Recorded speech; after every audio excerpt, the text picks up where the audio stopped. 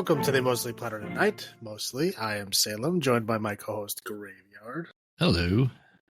This is episode 70 of our weekly All Things Horror podcast. We're getting up there. Yeah. Today we journey through the twisted story of an obscure director in a black fedora. From music videos to independent horror art films to a catastrophic climax of a blockbuster failure, we follow the almost famous career path of the director of my personal favorite film, or horror film specifically, Hardware. We're kicking off the month of Me with the life and times of Richard Stanley. Who I know that I don't think you knew of until I forced you to. I mean, obviously, I knew the Island of Dr. Moreau. I think you had me watch Hardware before Color Out of Space came out, if I recall correctly. Yes. No, I know I'm excited for this because anyone who's listening to the past two episodes have been, well, The Exorcist, and have been absolutely horrendous for us to watch. Yeah, it was rough. Yeah. So not a great franchise, I'll tell you that. No. This is very unpopular opinion for us because everyone, as we said in those, loves Exorcist. But well, they loved specifically the first one. I've never heard anyone say anything good about any of the other ones except for Jeffrey Dahmer saying that he loves The Exorcist 3. It's the only time I've ever heard anyone else say anything favorable about all the other ones. Yeah. Yeah, and for all this is our second year of the month of Salem, just because, well, October is not fun sometimes for us with all the extra stuff we do. And like I said, this one was rough. Last year we had some Hellraisers in there that were very rough as well. Yeah. Very true. All right, so what movies do we have on the docket for tonight?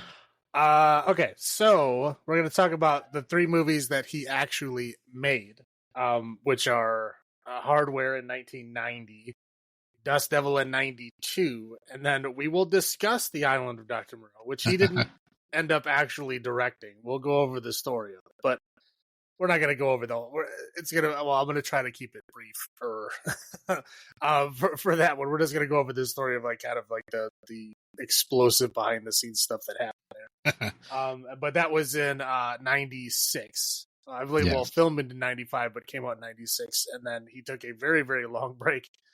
So The Color Out of Space, which was that 2020? I think 2019 or 2019, yeah, something like that. So just over 20 years away from filmmaking, right? Yeah. So, so he took a long break when he came back, and now he's probably not making any more movies. But there was such great potential with the Mountain of Madness and Dunwich Horror remakes that he was planning on for the H.P. Lovecraft trilogy he was envisioning. Yes, but then he got himself into some legal troubles, and basically got his funding pulled. The company that was supposed to be funding those films pulled it. So now he's kind of in the ether. I know he has like a counter lawsuit going out there, but I don't think it's gone either way right now. He's kind of stuck in limbo, but right, knowing poor Richard Stanley probably won't go very well. Yeah. But so yeah, who knows where it goes in the future? But for right now, this is what we got. So this is his whole career encapsulated in one episode. Yeah, that's unfortunate, to say the least. All right. Okay, but we will start off in 1990 with Hardware. I'll let you take this.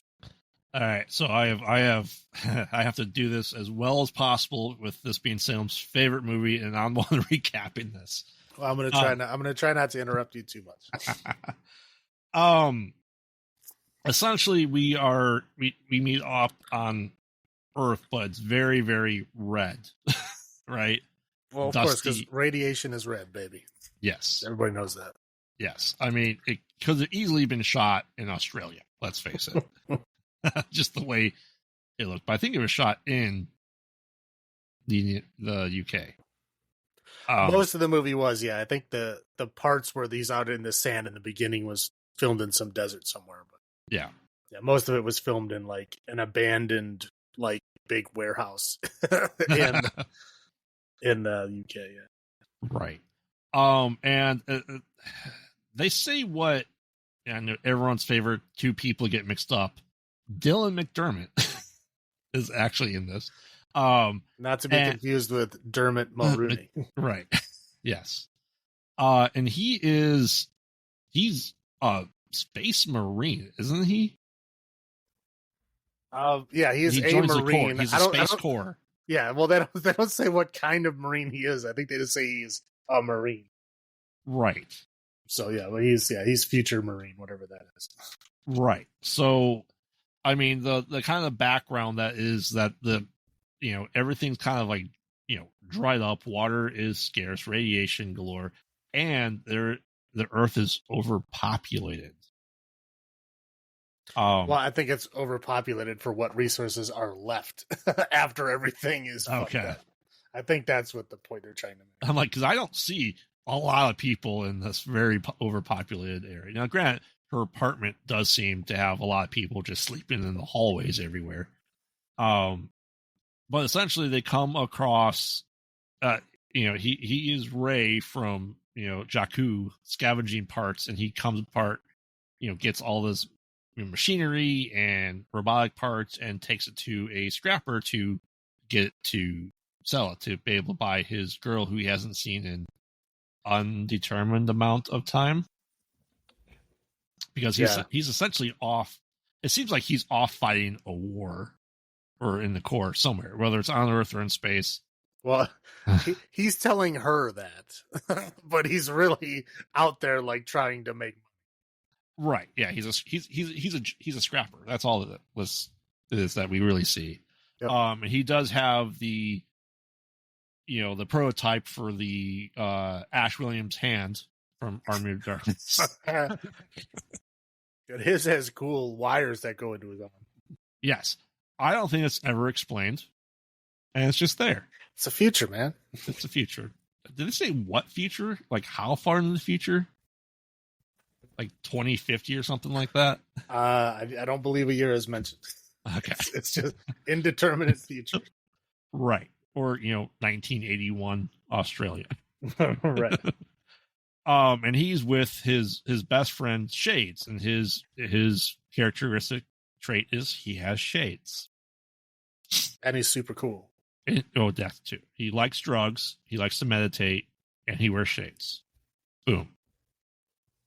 So anyway, he's scrapping all these parts, and he's finding all the stuff, and you see you almost call it like a T-1000 skull, like a different model, like the T-990 skull or something like that. And he's going to the junker, and everyone's just sweaty. Everyone in this movie is just sweaty. We'll just throw that out there now. I don't think Jill is. Jill's not sweaty. Everyone else is just sweaty. So he's like, hey, I'm going to take this part back for my girl. She makes works of art, but she also does something else. Doesn't she like debug things for people as well? I think, she says it, but I don't know. It doesn't really mean anything, but she says that she has a job customizing consoles for a big company. What that means, who knows? But she's got a job is all we need. She does have. But we don't see her doing that job. We see her being the metal sculptor that she is. So he's like, gets all the stuff. Like, hey, it's Christmas because this is a Christmas movie. Hooray! It is a Christmas movie. It is. I'd argue the next one is too, because there's Christmas lights everywhere. It's fair. So anyway, she's talking about to Shades, like, hey, while I've been out, like, yeah, she hasn't even, set a foot out of her house. I know, because I'm always checking up on her, which in my opinion, the way he says it and delivers it seems like there's something going on there. and not just his best friend's girl. But it's never really explored, I don't think. No, yeah, not fully. There seems to be something there. What that is, who knows? But. Correct. So anyway, they get there. He couldn't open the door because she changed the code because it's been X amount of time since it was there. And then she's like, "Hey, cool, I'll let you in." And we have a, Geiger reading to make sure that they're not too, radiated to come into her place. So she's very safe. She's very holed up and knows that how messed up it is outside. So anyway, we get introduced to Porkins, the peeping Tom. Good old Hootkins. Yes. And if you want a sweaty neckbeard who spies at women through a telescope, that's his character. Yeah, he's like the OG incel. Yes, This is what he really is. And it's always like close up on his mouth and his lips and licking his lips and just all that fun stuff. And he watches them reunite with lovemaking, and he is just very creepy about it while watching the entire time, and says stuff that Billy was talking about, over the phone in Black Christmas, but out loud to us. Yeah, right. So anyway, after all that scene, he's taking, pictures, all that stuff. Very tiresome of the lovemaking. Dylan essentially falls asleep, and Jill starts working on her sculpture. Sorry. They have the conversation about, potentially having a future in the children. They talk about population control, that there's going to be mandated, population mandates in place. You can only have so many children allotted, just to help the, lack of resources. Right. Yeah. Right. Yeah. It's the government is saying that they're going to like chemically sterilize people so that they don't have more children or something. Right. And while she is working on this, she gets a phone call from the junker. He's like, "Hey, I've been looking up all this stuff," and he realizes it's Mark 13 of the Android. He's getting into some really shady shit, like NSA levels of government schematics and like self-healing robots that they are making that also have one weakness, which is humidity, which comes into play towards the end of the movie. So he calls Dylan. He's like, "Hey, I need you to come check this out. I found some really shady shit." And so before he leaves, he looks at Mark 13 something for the Bible, and it says essentially, "No flesh shall be spared." Right. Interesting, just kind of behind the scenes thing there is that they originally called the machine the Mark 13, but it was not linked to the Bible in any way. No. Dylan McDermott was obsessed with the Bible at the time he was making the movie. Oh. And so when he said Mark 13, his mind immediately went to Mark 13, the Bible passage. And then he's not like, the 13th model of the right. So he was like, "Oh, you got to look at this." So he shows Richard Stanley. He's like, "Look at this. This is perfect." So that's why the "no flesh shall be spared" has been like coupled with this movie, was because Dylan McDermott was obsessed with the Bible when they were filming them. Yeah. But it's really just because it was the 13th model of the series. Yeah, originally that was it. The Bible was not involved. Right. So we do see kind of a android hand going by the scrapper, his shop, and we don't see him. We see him kind of get attacked, but not the math of it. Right. So eventually, Dylan's character goes there and sees him dead, that he was died from some chemical that was in the syringes of the fingers. It was some sort of toxin, like I don't know what type of toxin it was, like fast acting poison. Yeah, they said it was like a cell destroying toxin that essentially acts like a hallucinogenic, like euphoric drug while you're dying. Right. So you die happy. Right. Yeah. That's basically all they say. Right. So you can turn the Soylent Green. Oh wait. So anyway, he goes there, finds him dead. He's like, oh shit, calls up Shade. He's like, Shade, you gotta get to replace. You got to replace. Like, no, man, I'm not in a good spot. I just did a whole bunch of indeterminate amount of drugs. And what drugs? Who knows? But he has his shades on. It was acid, man. Was it just acid? Okay. Well, they showed him taking it. Okay.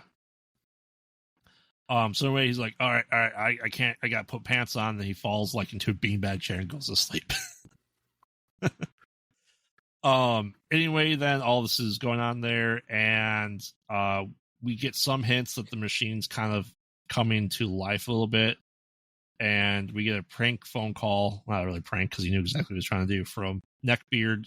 And like it's a video phone call, so he has like a fake mask over. He's like talking all this stuff, and then he just shows up at her place, like, oh man, everything's on lockdown. You know, well, I'm here to save you. It doesn't quite. It's not okay. It's not that creepy. He does make the prank phone call. She goes like, "Oh, this is gross," and then she tries to like go to bed and close her blinds. Yeah. Well, yeah. She goes to bed, and then the machine manages to put itself together enough to attack her. Yes. And then she like runs around the house and like kind of gets away from it, but in the process of the machine coming back to life, it drains the power, which is what fucks the door and all the power and everything up. And the creepy guy watching all of this through her window sees that she's in danger, and that's why he goes up there. Okay. Yeah. I'm not defending him and saying he's a hero in any way, but he doesn't just show up. That's right. The only reason he has the bravery to show up is because he thinks she's in danger. Right, and he's going to be the Neckbeard in shining armor. Yep. He's like, don't you remember me? I installed these systems, and you made me coffee. It was great coffee. Now kiss me. I love you. Yeah, essentially, yeah. She's like, no. And she's like, you said you can get, you can hack the security so I can get out. Yeah.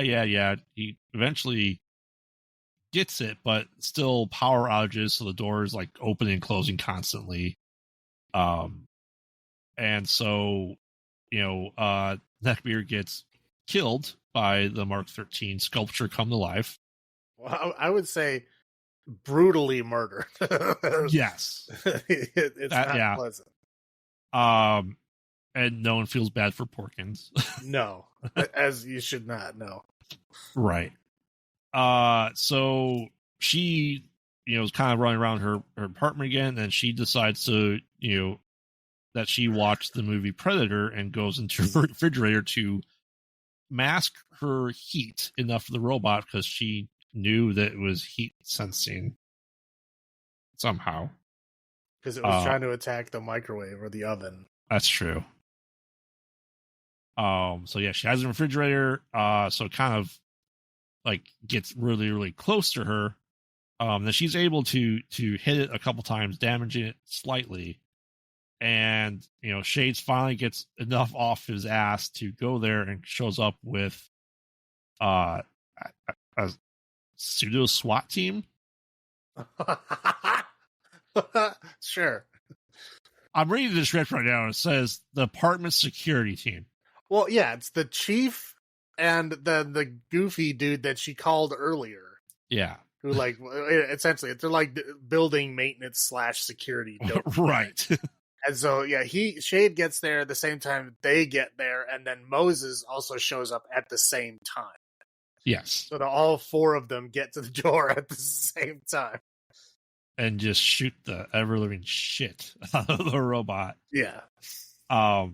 Which is, great. Cool. Eventually that, his name's Moses, yeah. Moses shows up. They're like, hey, cool, we're saved. And then she gets kind of dragged out the window by the Mark 13, who's kind of just hanging on to her while, Moses is hanging on to her, and she's able to kind of swing. She holds on to the power line. She's like, yeah, get me. He's like, I can't. If I touch you, we're both dead. Because, everyone assumes that if you, in movies, most movies, like if you touch a power line in the open air, you're going to die. And that's not the case. You have to have a ground, right? So holding onto a power line with nothing else around you, you're fine. Nothing's going to happen to you. So eventually, although I would not recommend going and grabbing power lines. No, I'm just saying. Don't do that. We're like, oh, I'm totally safe.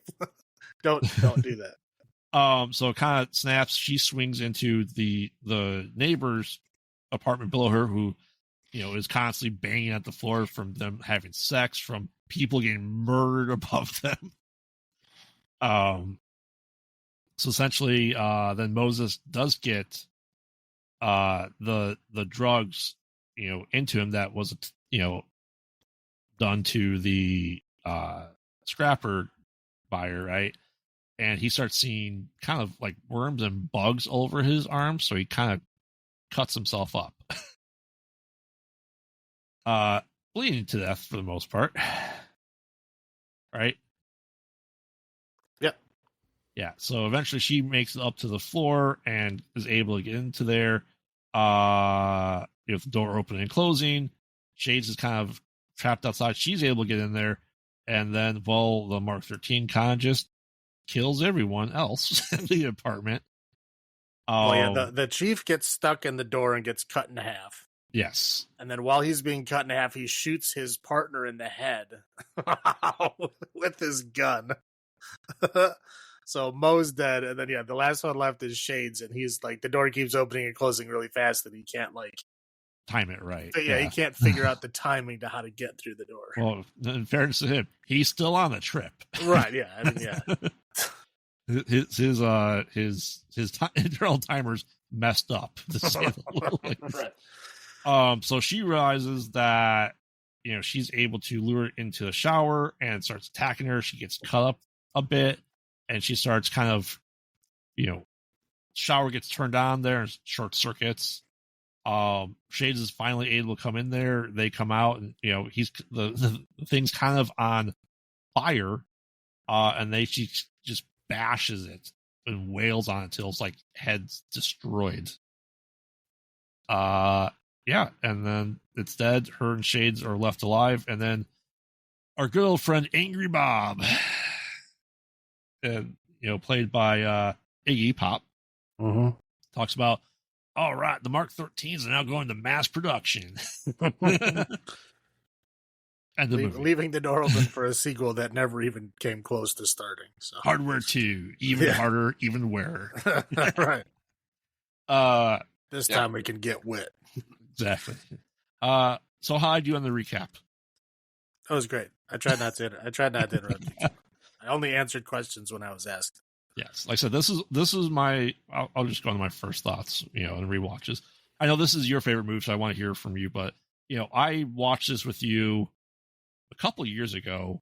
When you got it on Blu-ray? No, I had it on Blu-ray for a little while. But we were discussing something. Maybe it was in prep of Color Out of Space. We might have watched before Color Out of Space just to prep for it. I don't remember. There was drinking involved. Well, yeah, no, I knew that Color Out of Space was coming out long before it came out, because as soon as I heard Richard Stanley was back, I was all over it. So very well may have been. Yeah, and it's something that I feel like we've discussed many times the VHS covers of movies growing up, and this is something I had seen, but I think by the time I got more into horror movies, it was no longer available at, VHS rental places. So This is something that's completely skipped my radar. And, you are a huge cyberpunk fan. I'm still getting into it. And I thought this was a fantastic movie. It's very under the radar, very underappreciated. And I don't think most people know about it, unfortunately. And I think that's a shame.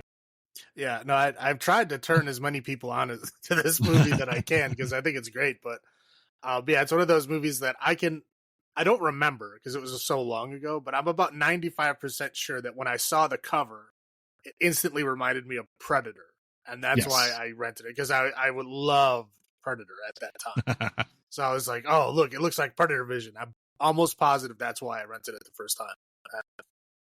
Yeah. I loved it then, and it was like, oh, this is great. And then it was like one of those movies I never, ever found again. Like, I watched it, and I couldn't find it at any, because this is, back when I rented it, it was back at mom and pop video store.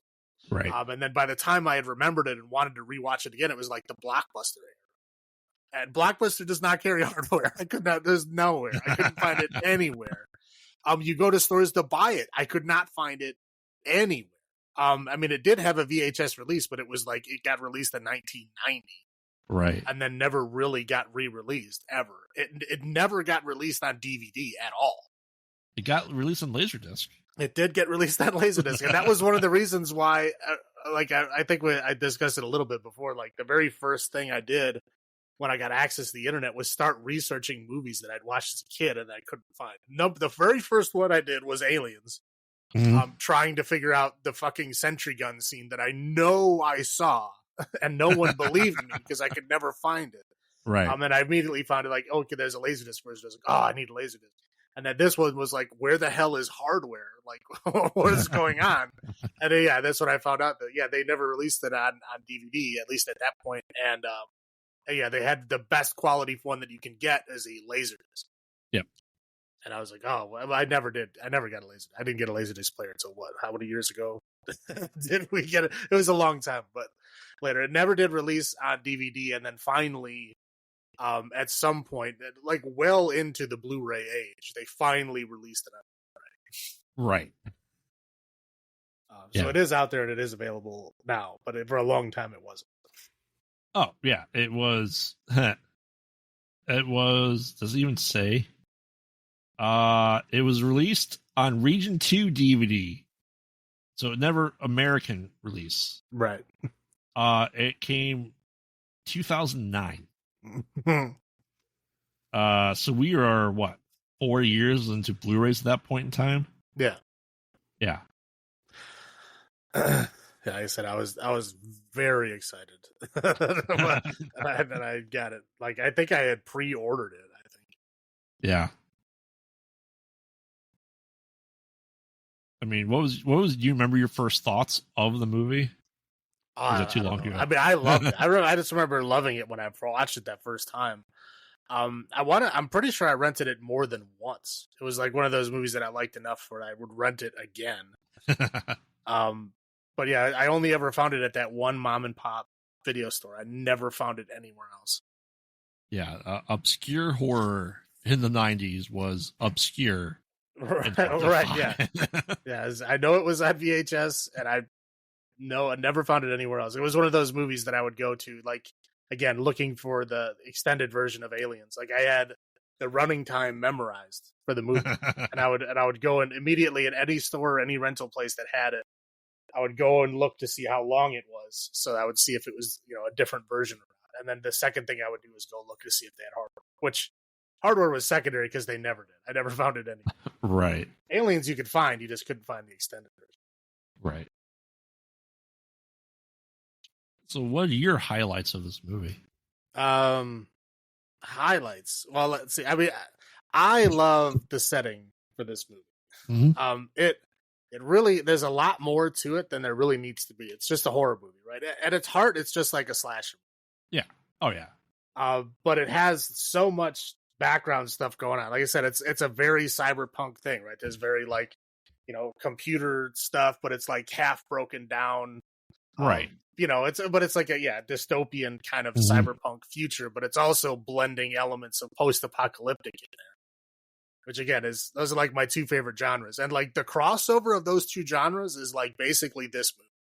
Yes. And that's it. There's really no other crossovers with that. And so that's why I like this movie a lot. It's just the setting of it is awesome to me. I just love that. I like the art and the design.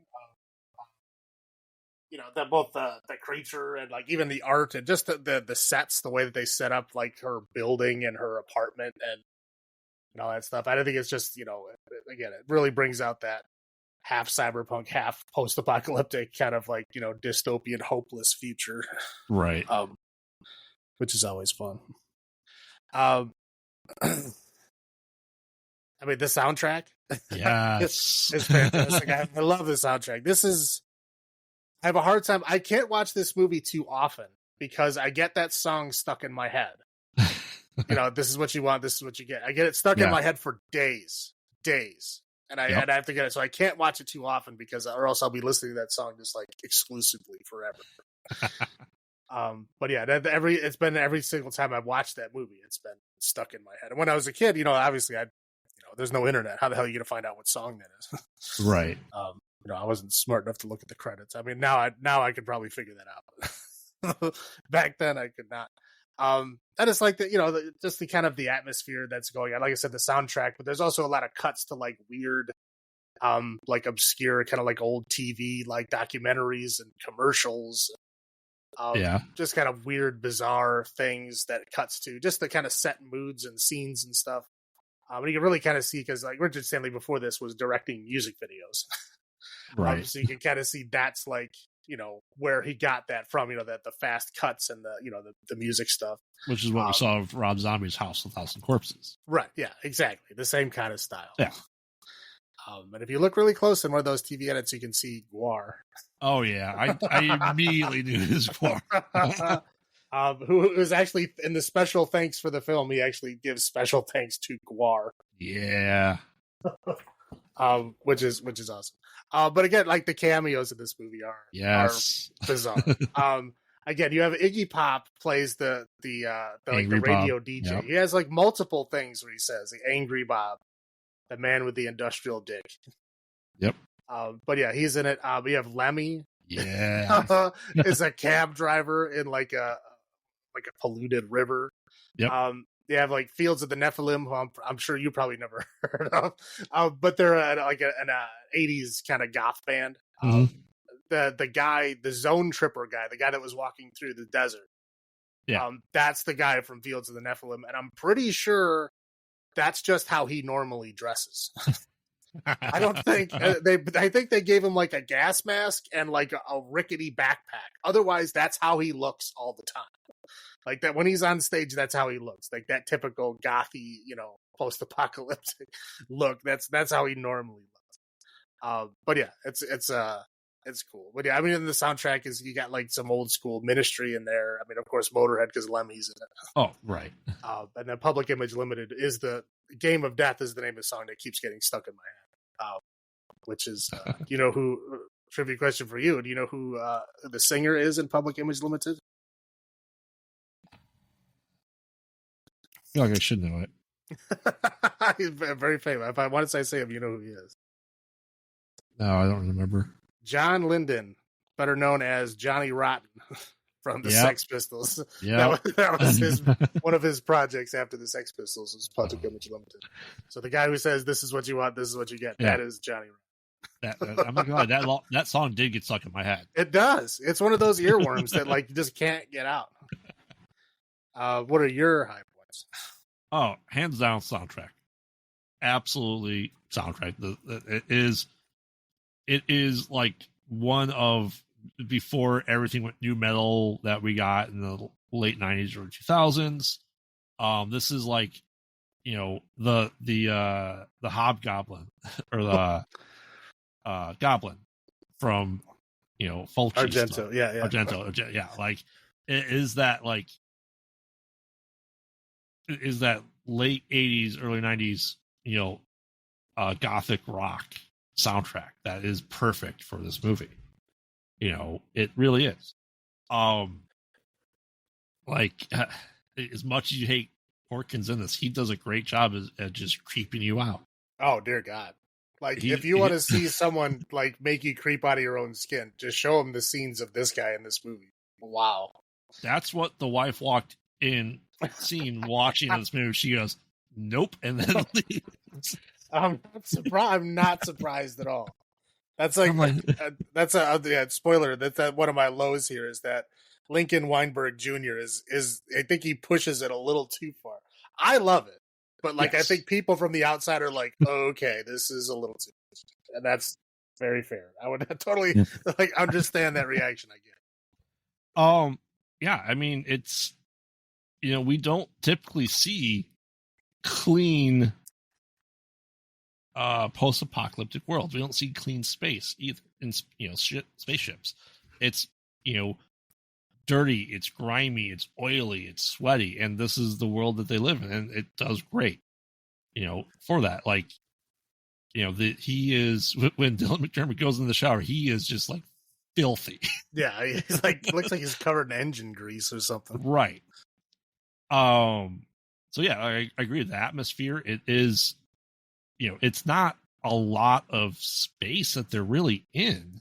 You know what I mean? The set pieces is generally just 70% one area. Oh yeah, no, yeah. It's like her apartment is like the majority of the movie. That was right. Like, at least 75% of the movie takes place in the apartment. For essentially being a bottle think it uses that space really well, which is nice. Yeah, I think I said it's a perfect mesh of cyberpunk with post-apocalyptic and not being Australian. Right. Because that's where most post-apocalyptic things with machineries take place, because that's the standard now that was set. Yeah, Mad Max was like that set the standard, so then now everybody thinks that if it's a post-apocalyptic wasteland, it has to take place in a wasteland in Australia. That's just how it works. It set the standard. Yeah. Yeah, those are my high points. What's your low points? I will also say Porkins again. That's fair. Like I said, that's mine too. It's like, again, I love it, but I can totally see how other people are like, whoa. Lincoln Weinberg Jr. is a little much. Yeah, he's a character actor, which you didn't think he was a character actor until you saw this. Right. Like, oh, he's Porkins. Oh, he's the guy from Indiana Jones. He's Bullock from Batman '89. And then you see him in this, like, holy fuck! Is this really him? Is this what he really is? Right. He plays it to a T, and that's a bad point. It's so disturbing. Right. A lot of stuff. And we go back and forth on lore sometimes. A little bit more background. I understand that everything was indeterminate, so we don't know when it's taking place. But I'm surprised they didn't have more lore of, like, this happened in this year. So I guess it makes it timeless at this point. Right. So that's it. How about you? Yeah. Well, yeah, like I said, good old Link. And then also, like, some of the soundtrack is great, but like some of the score parts that they use in there get a little generic sometimes. Not all the time, but sometimes it gets a little generic. Like they kind of pulled it off like a bargain bin, just like free, sound kind of thing. Not all of it, but some of it. It's like a little generic. Yeah. But yeah, that was the other low point that I have. Yeah, this has been a great palate cleanser. Well, yeah. I'm not gonna lie. Do you want to go first? Or you want me to go first for the olives? I mean, sure, I can go first. Yeah, so we're gonna do misquoted Bible passages. So because there's Bible passages in every movie, and they're not really there to mean what they're supposed to mean, and that's So, but yeah, again, I already gave it away. This is like my favorite horror movie, so I'm gonna give it 10 out of 10 misquoted Bible passages out of 10. Yes, and that's perfectly okay. 9.5 for me. This is, I said, I don't even think with our zero factor being just completely blown out of the water from last week. Well, again, like I said, Exorcist 2, I think, has permanently changed my scale for what I'm going to be rating movies afterwards. It's a new level of zero. So, yes. Exorcist 2 and Exorcist Believer. Right. Wow. So I think I'm gonna be a lot more forgiving moving forward with these movies, just because. Wow, did that get bad? Yeah. Sweet. Good start. Yeah. Okay, so next movie down the line here is 1992, only 2 years later. And then this is A Dust Devil. This one was filmed like entirely on site in South Africa, Nambia, which was at that time still part of South Africa. It was in the middle of its bloody revolution against South Africa to win its independence, which it eventually did. But at the point that this movie takes place, it is still part of it. So technically it takes place in Nambia, but at that time it was still South Africa, which is where Richard Stanley is from. Yes. You would think England, but no. Well, he's from South Africa, but he lived in England for like 20 years. Like in London specifically. So, I mean, he has a very English kind of mindset on things, but he was originally from South Africa. So, Dust Devil. I'm gonna kind of make it basic because this movie meanders all over the place. It is a lot of artistic scenes, and don't get me wrong, I like the scenes. They're not bad by any means. But they're pointless to explain because it's mostly just like symbolism and like, atmosphere, moody fill-in type stuff. I'm just going to kind of stick with the main story of it. You can pop in some artistic side things if you want. Well, I'll say artistically right now, I thought, I'm like, oh crap, we got back to Exorcist. It kind of has a little bit of that vibe at some points. I won't deny that. But I think it's done in a much better way. But yeah, it does. Yeah, it does kind of meander in that direction. I won't. I'm with you on that. How about that? Okay. Okay. So Dust Devil. It's like I said, it takes place in kind of like in a desert, like a civilized desert area. But essentially, it's like a dying town, not quite dead, but a dying town. That's like, there's not much left. Not much traffic goes there. The train barely stops there anymore. Like that kind of ghost town where it's on its way out, but it's not quite dead yet. Mm-hmm. And basically there's like this guy that's more of a force of nature than a man. And he feels that death of that town. And so he goes to this town and he starts like finding people that already want to die, that are on their way out. So he's like, it's in a town on its way out, and he's finding people that are on their way out. To me, he's very reminiscent of Randall Flagg. Kind of, yeah, I can see that. So anyway, the very first thing he does is, he's like hitchhiking on the road. This lady picks him up. She brings him to like her weird hermit hidey hole in the middle of nowhere. They have intercourse, and then he proceeds to like savagely murder her and mutilate her, and then like draw all these like intricate designs and patterns and stuff all over the walls in her blood. And then he like organizes the body parts and like the weird like designs and stuff, and and then he basically sets everything on fire. It was like basically looks like a big ritual, like he was trying to do something. And then that kind of happens, and so he gets on the radar of this kind of like I don't know how to describe it. He's like a sheriff, I guess, but he's like a kind of like a defeated sheriff, right? Like he's already like lost his battle, and he's like kind of like on the way out, like he just doesn't give a shit anymore. Oh yeah. Anyway, but he's got like above his bed, like instead of a headboard, his whole wall is just covered in like horrible newspaper articles of like death and destruction and famine and like war, and like all this horrible shit is just plastered all over his walls. I don't know how to describe it other than he's just like a sheriff that's already lost his fight, and surprisingly, just, like, barely without a drinking habit. Right. That'll fit right in. Right. Yeah, we learned later that like his wife his son died in war, and then his wife left him and then died soon after that.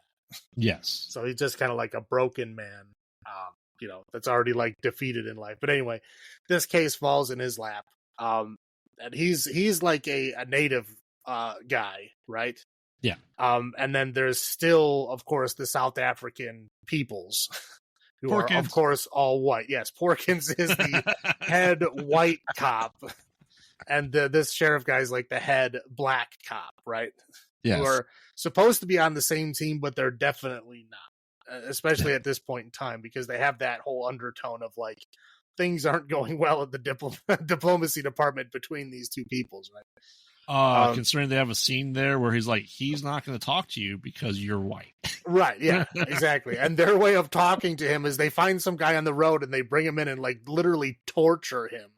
Yeah. To try to get information. Yeah, it's not good. The relations here are not good. It's the British versus the tribes in Extras. Right, yeah, it's not good. So, anyway, so we're introduced to the kind of main character lady in the film, right? She is in an abusive relationship, and she rightfully decides that she's just gonna leave. And so she like, after she gets hit for like her last time, she like jumps in her VW bug and just leaves and just runs away, right? And so she's kind of like, yeah, I almost called the I Love Slug Bugs for this just because of how many bugs there are in this movie. Yeah. So she takes off. And her husband decides that he's going to go try to like find her, but of course he has no idea where she went. She just keeps driving. She's not really stopping. Yep. So she kind of stops and she's like, she kind of sort of crosses paths with the hitchhiker guy, and at like a diner where she sees him like pick up another guy, and then while she's driving later on, she like falls asleep and like falls into a ditch on the side of the road. And she ends up finding the same like RV that guy was in before. Yep. She goes up to the RV and knocks. Nobody answers. And this guy just standing around with a shovel in the middle of nowhere.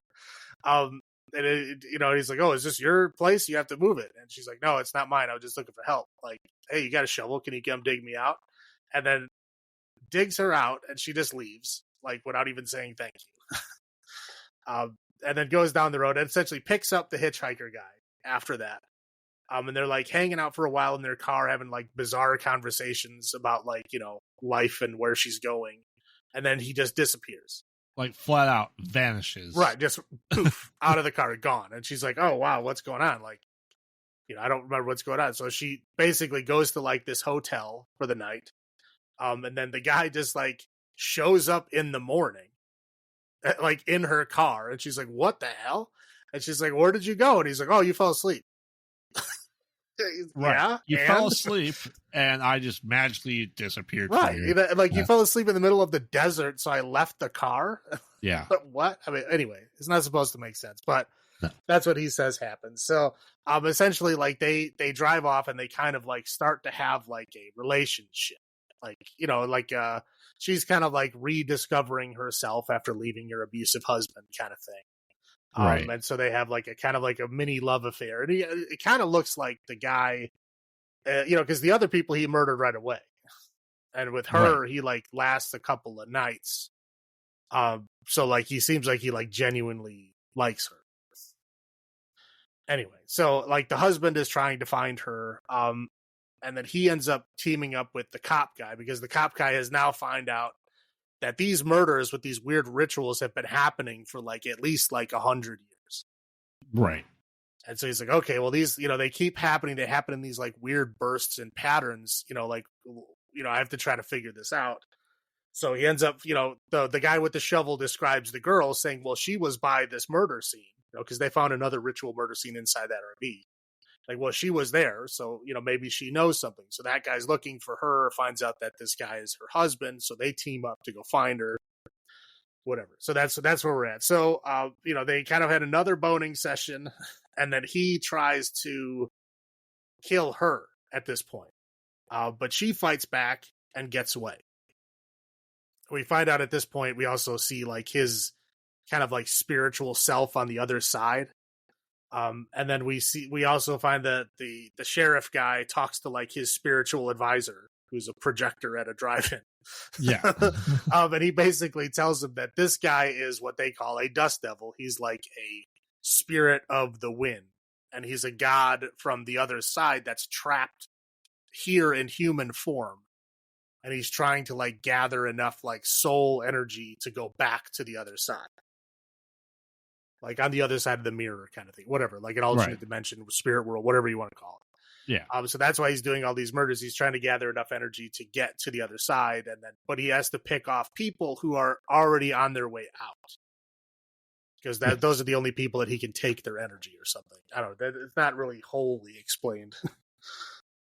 No, but essentially that's where we're at. So she ends up escaping. She runs off into the middle of the desert. Of course, the hitchhiker guy follows her out there, and the sheriff guy and the husband also kind of follow her out there.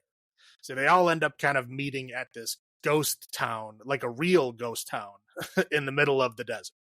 Like literally, like the houses are like half blown in with sand and stuff. Like it's been abandoned for a long time. So they kind of have like a weird face off. The husband ends up getting handcuffed to the car. He never even makes it to the town. So it's the sheriff guy and the dust devil have like a standoff. Sheriff guy ends up getting killed.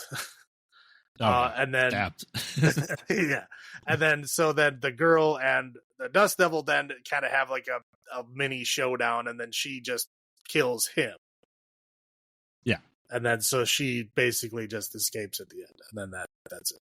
Well, yeah, and she comes past her abusive husband with the shotgun that she had to kill the dust devil, and she like points at him like, "Oh, you should free me." No, and she just kind of leaves, and then she starts off the same way, putting her head down to the road, waiting for the convoy to come the same way the hitchhiker did at the beginning of his introduction as well. Right. Alluding to that maybe she's taken up the mantle, is my guess. Well, they did kind of, earlier in the movie, they did kind of talk to where, like, you have to be careful that you're not a person that's also on your way out when you kill him, because then he'll just take over you or something like that. So it's something kind of like alluding that is may be what happened. Yeah. Yep. There you go. This was an interesting movie, to say the least. Okay, well, yeah, I'll go a little bit of a backstory on this one. Is I loved Hardware so much that I watched this movie. I don't think I watched it on VHS right afterwards. I don't think I found it at that point, but I did seek it out later. And when I watched it the first time, I had no clue what was going on. And the first time I watched it, I found out I watched one of the cut versions, because the version that we watched this time is the final cut. This is the actual version that Richard Stanley liked, right? Yeah. And then because it was another one of those things where Richard Stanley turned into 120-minute film, and they're like, no, you got to cut it down. So he cuts off 10 minutes, being like, this is as much as I can cut off, and they're like, nope. And so they took it, and then whatever like studios do, they butchered it down 30 minutes. Yeah, they butchered it down to like 80 something minutes or something. And I believe those were the versions that I watched, because I had no idea what was happening. I was like, at the end of it, I was like, what? What was that? I don't get it. And then like years later, I was like, oh, you know what? Maybe I'll watch it again. I think it was after I got Hardware on Blu-ray. I was like, maybe I'll watch it again. And so I rewatched it. It was the final cut that I watched this time, which is like, again, all this stuff is added back in there. So like most of the backstory that there's not a whole lot to begin with, but imagine none of that. That's what it was the first time I watched it. So the second time with more of that, it made a lot more sense. And so, yeah, I ended up liking it at that point. But yeah, I understand how people are fucking lost in this movie, because I was for a very long time. I mean, I've only watched the final cut of this, and I'm still a little bit lost at times. Oh yeah, no, I know I've seen this movie, I don't know, 4 or 5 times, so like I get what's going on. But yeah, if it's the first couple of times you've watched it, yeah, I don't blame you. I don't blame you in any way. Yeah, it for having to watch it for the first time over this past weekend. And after, as we do these groups of stuff, this seems like a big outlier from his other works. And, he's going more supernatural, still kind of maybe desert post-apocalyptic type thing as well.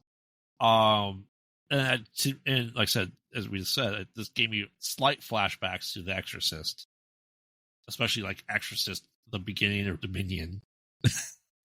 Yeah, no, I'm not. I won't fight against that. I can see the similarities.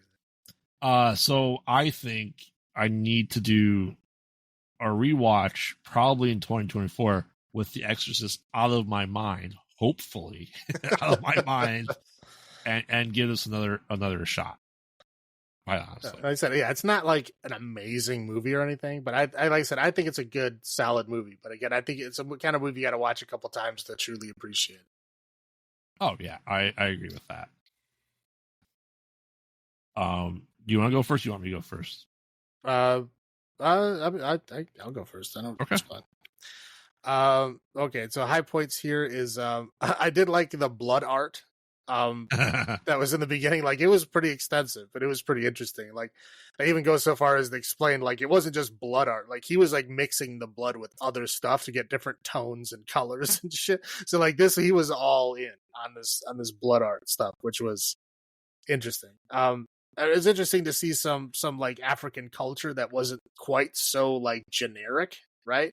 Yes. Like as we saw we just saw in The Exorcist, right? It's like it was just like, I don't know. It felt like what a white guy thinks African culture is, right? As opposed to just being a town, right? As opposed to just being like, yeah, it's just African culture. Like, it's this, they have towns and cities and stuff. It's not all native people wandering in the desert. Like, I don't know. I felt like that's what Exorcist. Every time they talk about Africa, that's the same thing. It's just native people walking around in the desert. That's it. Yeah. Oh yeah. So yeah, I appreciated that was a little bit more. I mean, it was interesting seeing like that kind of racial relations thing, right? Where like the husband goes into the bar and he goes into the wrong side of the bar, and it's the black side of the bar, and they're all like record scratch, like, what the fuck are you doing in here? Oh yeah. And they're like, you're supposed to be on the other side of the bar. Like, this is the black side. You got to go to the white side. I mean, that's just interesting because literally, this is like apartheid era, right? Yeah. This was about the time where it was about to collapse, if not already in the process of, but it was right around there, right? Yep. So this is high race tension there. And it didn't quite shy away from it. I mean, the whole movie is not about that. No. It didn't shy away from it. Had enough of it in there to be interesting. Yeah. I did like the weird dream sequences that they had. There's not a whole lot of those, but they're pretty cool. Like, you had like a kind of like a stop motion animation of like the guy as like a rotting skeleton god. It looked kind of like Baron Samedi. Yeah. Or something like that. That was fun. The ghost town at the end I love ghost towns. I love the idea of like abandoned towns. It was just fun. And I did like his jacket at the end with those like bones like in the back of it. I thought that was yes. Yeah. But that's high points for me. What do you got? I agree. It for the ghost town aesthetic was great. The racial tension that was portrayed was, I think, very interesting because where we're from, it's not typically the white guy being in the wrong side. You know what I mean? Right. It's the opposite usually in what we're used to in our American culture. Not to say we haven't been that white guy. We have. We know that. Right. And it's I think it's very true of, and like I said, you've seen that tension there where it's, Porkins and the other guy beating the shit out of the guy. And they're like, you could have just called me in here. You would have talked to me. Right. Like, yeah. Now he's not talking to nobody. Right. Yeah, and like I said, it is. Like I said, and when I say he's, the Dust Devil, it reminds me a bit of Randall Flagg, and that's not in a negative way. I love Randall Flagg as a character.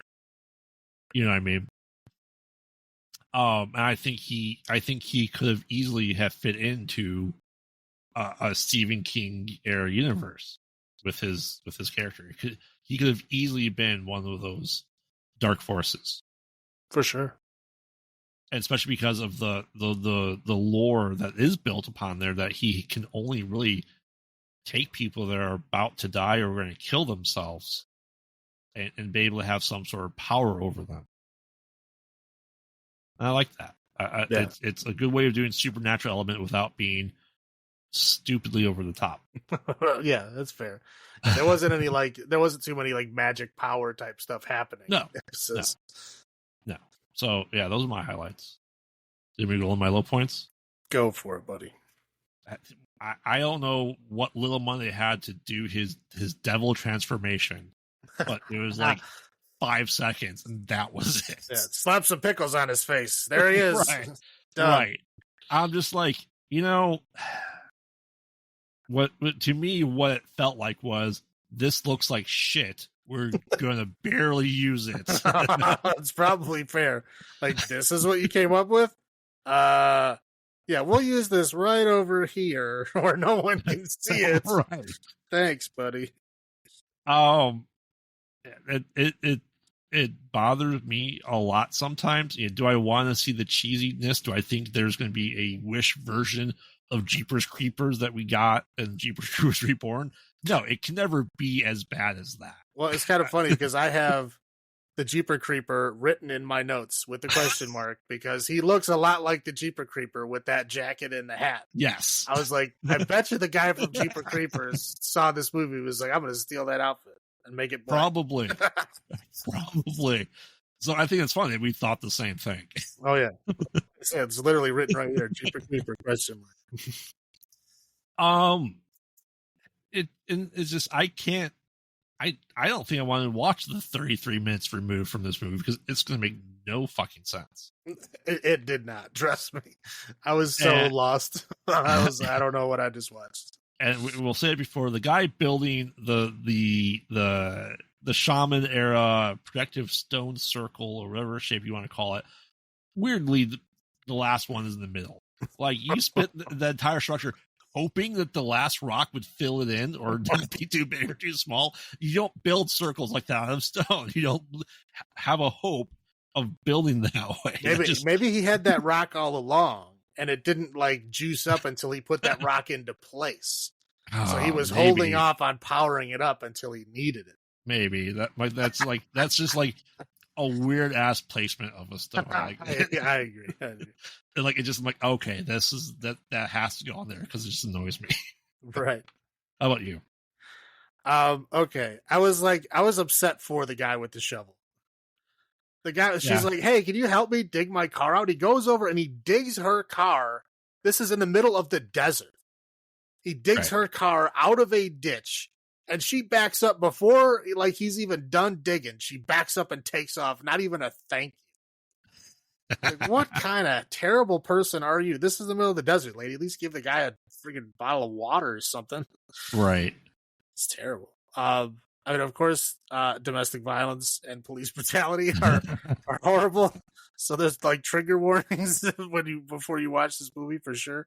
Yeah. And I will say the fake blood in this movie is bizarrely watery.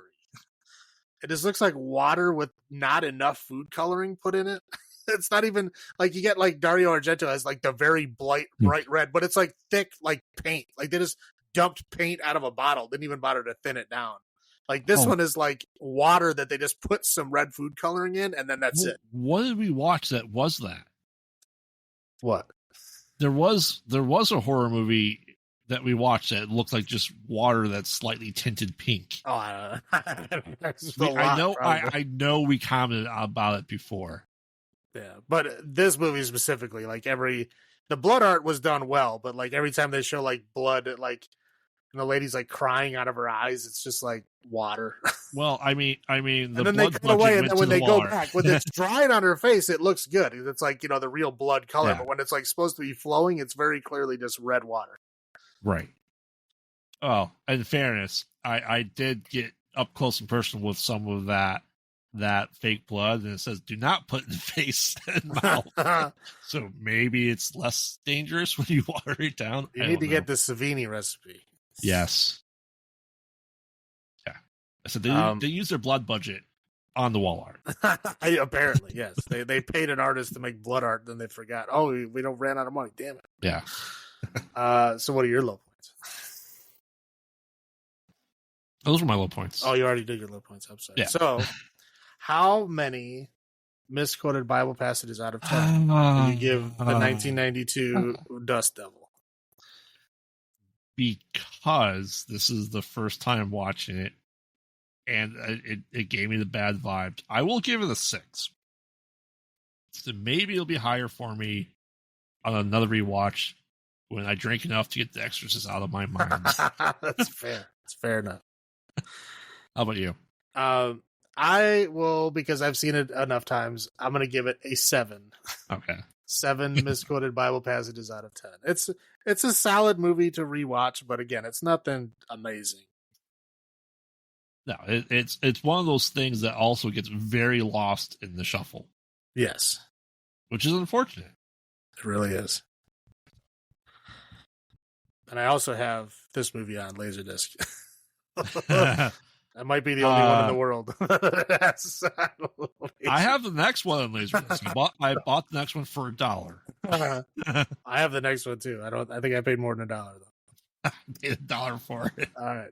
Okay, so now we are in the course of Richard Stanley's career. We are now on to the Island of Dr. Moreau, which is, if you've heard of Richard Stanley, this is probably the story that you've heard.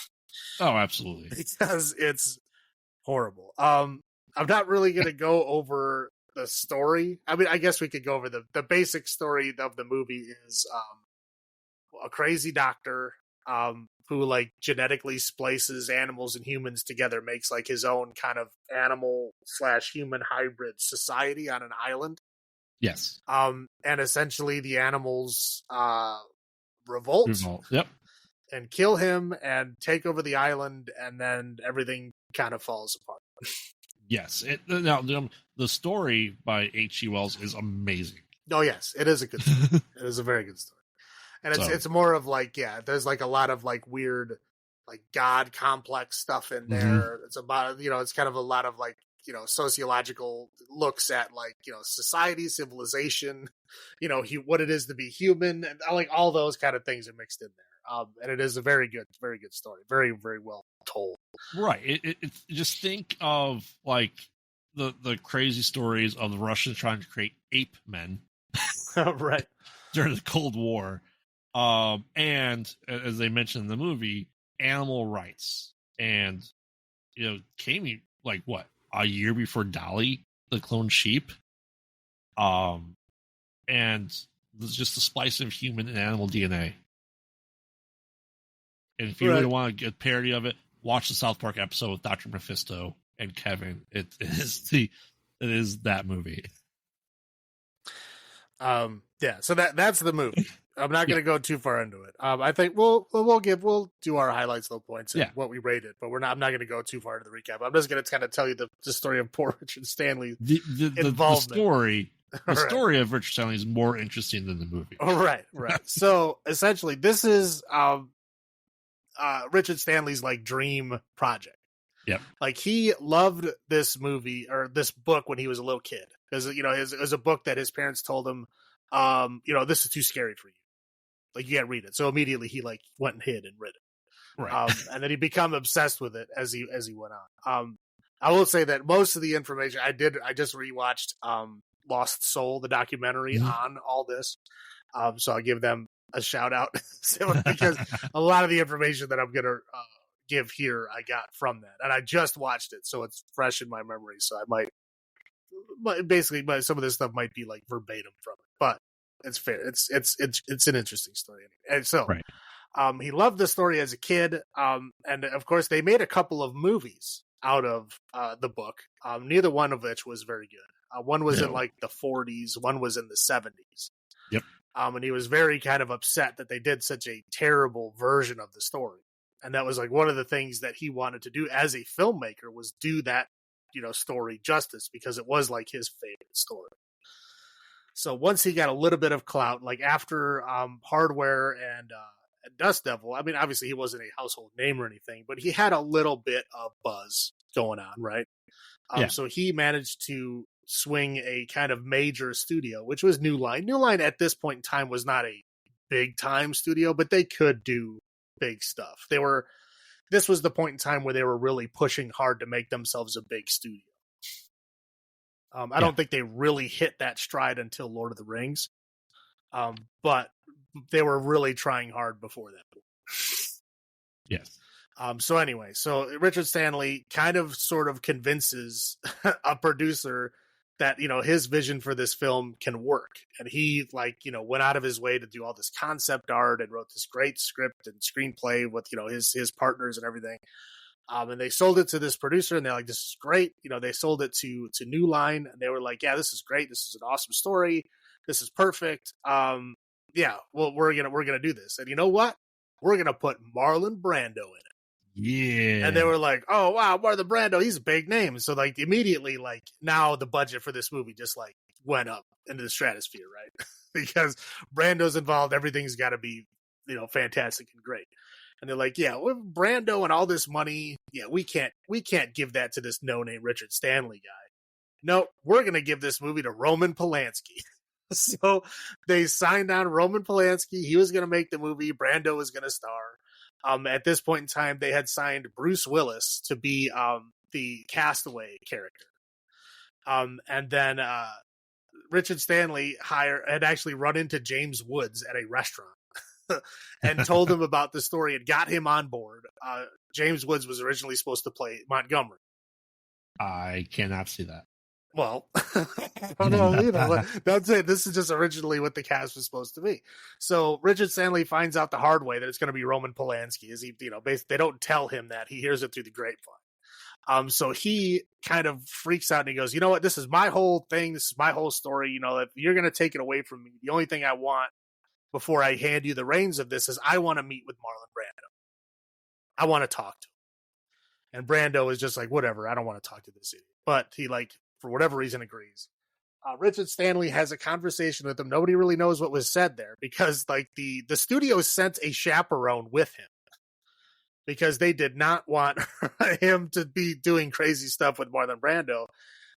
And Richard Stanley and Marlon Brando kind of conspired together to, I guess she was susceptible to cold. So if she got too cold, she'd fall asleep. So Marlon Brando kept turning up the air conditioner until she fell asleep. And then they had a conversation. In this conversation, Richard Stanley talks about how one of his big inspirations for the story and the kind of atmosphere and plot he wanted to tell was he used Heart of Darkness, which is a book that came out kind of around the same time as Out of the Dr. Moreau did. Right. And that was also the book that Apocalypse Now is based on. Who, as we know, Marlon Brando played Kurtz, the evil kind of commander. That's the very end of the film. And over a decade later, Marlon Brando was still obsessed with that character. So he was his ears perked up ooh, I like that idea. And then he also found out that Richard Stanley is a descendant of this African English explorer, Sir blah, blah, blah Stanley. Who was also an inspiration for the character of Kurtz in Heart of Darkness. So all that kind of intrigued Marlon Brando enough where he's like, you know what? You're going to do this movie. And so he goes back to the studio and says, Polanski's out, Stanley's in. I'm not doing the movie unless Stanley's doing it.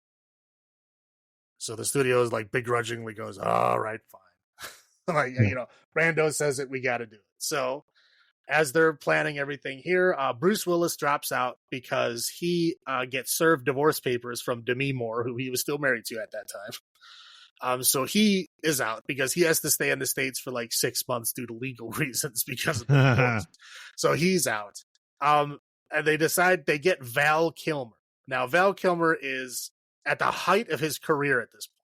Riding his high after Batman Forever. Yeah, he's at the height of his career and the height of, as almost everybody on this film says, the height of his arrogance. They describe him as a prep school bully on the set. Anyway, so he gets signed. He's going to be playing the castaway character. Richard Stanley gets called to a meeting with Val Kilmer, but Val Kilmer tells him that I don't have the time to waste on this movie, so I have to cut my shooting days down by 40% or something. And he's like, well, obviously you can't play that character. He's the main character. We need those days to shoot the scenes. It's already written out. He's like, the only way that I can do that is if I switch characters and make you Montgomery because he has less scenes. So Val Kilmer's like, fine, whatever. Yeah. So now he moves him into what was supposed to be James Woods' role. right? So now James Woods is out.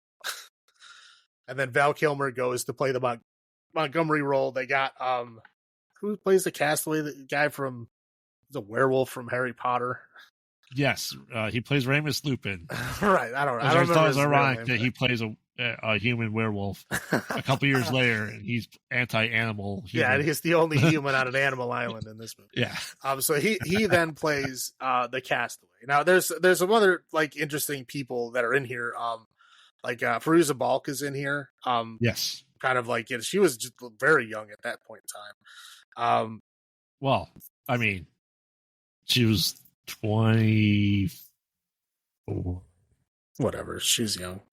I said, yeah. I mean, first I knew her was Return to Oz, so she's a lot younger than that. Yeah, we get Ron Perlman's in there. Yeah, Hootkins is back in this one.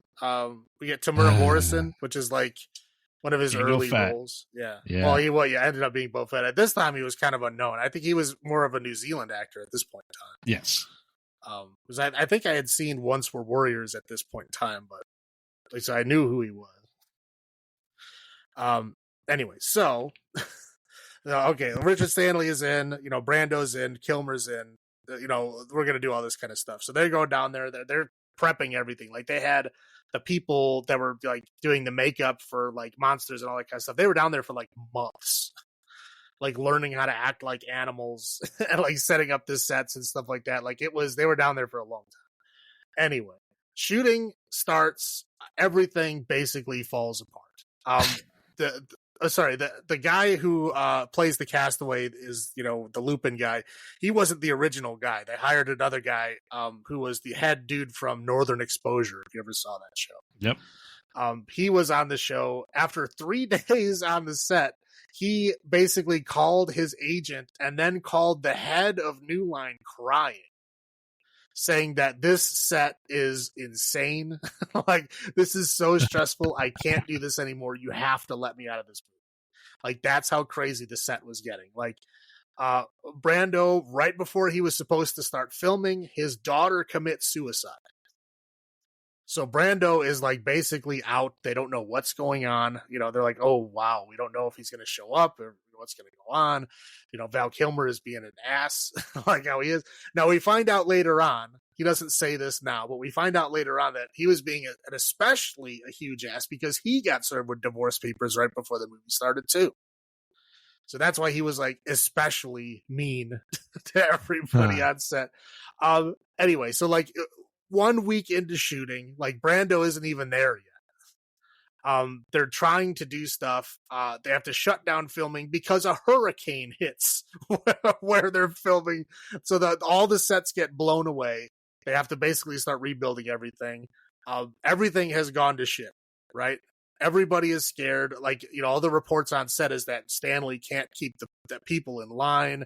People are running wild. Like, it's insane. Like, again, the one poor guy called his agent begging to get out of this movie. Like, nobody, it's chaos. So essentially they did what they originally wanted to do, which is they fired Richard Stanley. And they basically, to get him, because they knew he was a little off. They knew he was a little like willing to do something crazy. So they're like, okay, we're going to give you all the money we promised you. We're going to give you billing for writing the screenplay and everything. But you need to stay the hell away from the set. Like, he was literally like legally obligated to stay like, I think 40 miles away from the set. And they had a guide bring him to the airport to make him leave Australia. He was supposed to go home to the UK and he was never supposed to come back. The guy drove him to the airport, but he never got on the plane. And no one knows what happened to him. He disappeared at this point. Well, he comes back later, but spoiler alert, I guess. But he's gone. They hire Frankenheimer, who you may have or may not have heard of. He's like an old school, old director guy. Very old school. Yeah, so he comes in there. He has a hard time keeping everybody under control. Brando, notoriously with his like white painted skin and the little mini me that he insisted on being in every scene, the fucking ice bucket on his head, all this crazy shit that they're just like, whatever, dude, just get him on the fucking set. Like him and Val Kilmer hated each other. They were constantly at each other's throats. They would like have like contests to see like who would leave their trailer first. So they had like entire days where neither one of them left their trailer because they didn't want to leave their trailer before the other one did and stuff. It was nuts. So even though they got this Frankenheimer guy who was supposed to be the director for difficult actors, he could barely even get this shit going. But they did actually finish the movie. But towards the end of the movie, while they're filming the big like finale scene that has all the extras, you know, running wild in the woods and stuff, the extras had been on set at this point for like 6 months. So they're all like, they're partying all the time because they're getting paid, you know, this is a blockbuster movie. So they're getting paid above grade. And they're getting all these per diems and stuff, and they got these hotel rooms. It's basically just a big party house, right? So they like on the weekends and stuff, they like go on like in the woods and just go camping and partying and whatever. And one of the times they were camping and partying, they basically found Richard Stanley in the woods. He was living on like a farmer's like land, like it was like a like some kind of fruit farmer. He like just wandered the wilderness, found this fruit farmer's place. The guy let him stay there, and he was just staying there. Like they heard rumors of like a guy in the woods ranting and raving about how Val Kilmer ruined his life. They were like, "It's gotta be Richard Stanley." So they went looking for him, and they found him. And so they were like partying with him and stuff. And he was like, "Oh man, you know what would be great if I just like dressed up like one of the monsters and went back on the set." And they're like, "Yeah, that'd be awesome." So they did that. He put on one of the dog heads. He had the other guys teach him how you're supposed to walk like a dog man or whatever. And then he went on set as a dog man for at least a day. They don't know how long he was there, but at least a day, probably a couple of days. And there's a couple of not only scenes in the movie, but also like background pictures and stuff. You can see him in the background. He's wearing like a bulldog head. Yeah. And like the directors were like, the guy was really weird because there's this one dude that would never take his dog head off. And that was Richard Stanley because he didn't want anybody knowing it was him on the scene of it. And Richard Stanley, again, you might not believe this story, but everybody says it's true. But Richard Stanley actually still has the fucking dog head. And he shows it to you like in the documentary. He's like, "Here it is." He's like, "Yeah, I mean, it's foam latex. It's 20 years old. It looks like shit. It's falling apart. But this is the dog head I wore right here."